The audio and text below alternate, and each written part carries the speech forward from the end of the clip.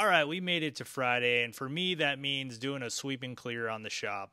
So typically, I like to get everything pulled off the router, get the metal shavings swept up, do the exact same thing to the welding area, get everything put away that's kind of come out during the week.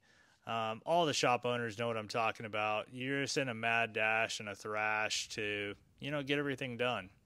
I try to keep my shop super clean, as you can see it here, and that way the next time I come in to use it, it's pretty much ready to go.